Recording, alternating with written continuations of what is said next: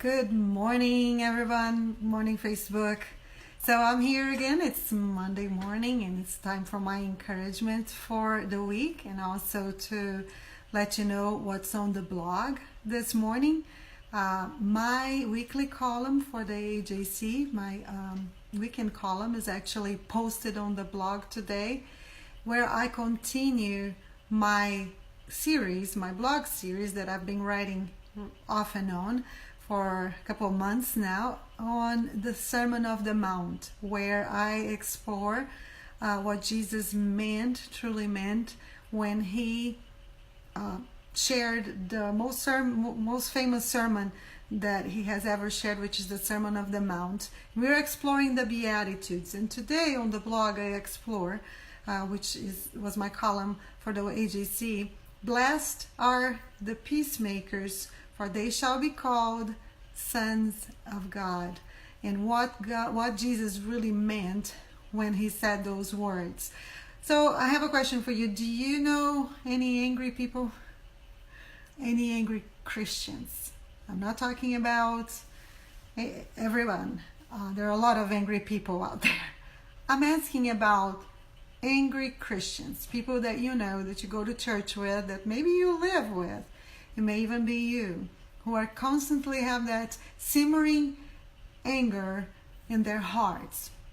Or maybe you know someone who's a passive-aggressive type of personality.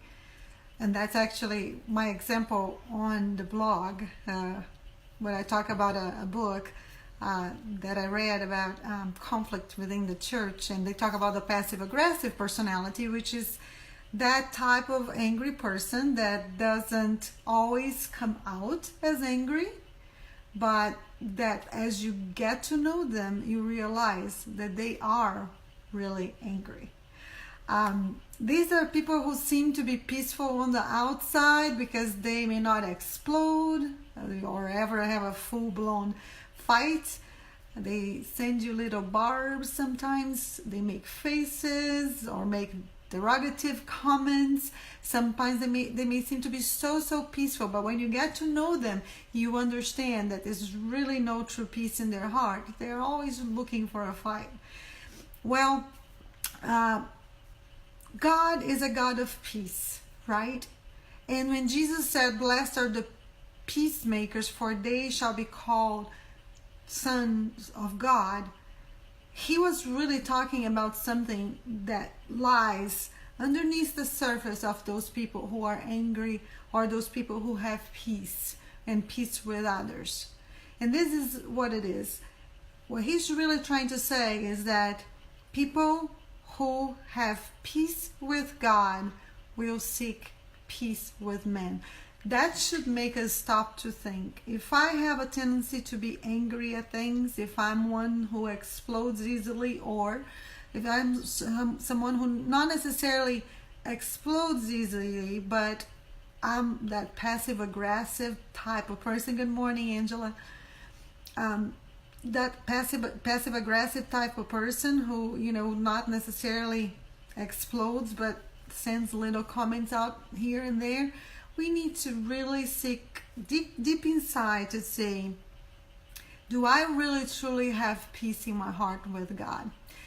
Matthew Henry, the great commentarist that everybody reads him a lot, he on his commentary about this particular beatitude, this is what he said. He said, God is a God of peace. The Son of God is the Prince of Peace. The Spirit of adoption is a spirit of peace. Since God has declared himself reconcilable to us all, he will not own those for his children who are implacable in their enmity to one another. For if the peacemakers are blessed, woe to the peace breakers. Wow. That is something that really should make us all think and really choose peace over war with our brothers and sisters in Christ.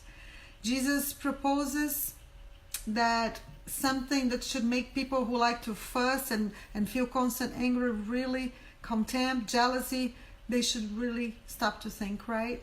He says that if you have peace with God, if you're really a child of God, you should be a peacemaker, not a warrior. So anyway, there's more to it, and I actually wrote on my blog, and I put the link right here on this video. I urge you to click there to share, leave a comment here, share this video or share the blog. I'd really appreciate that. And on the blog, at the end of the blog, I actually have a link to part 1, 2, 3, and 4 of my series on the Sermon of the Mount, on the Beatitudes. So click there and share it, and I hope you all have a blessed week. Bye, guys.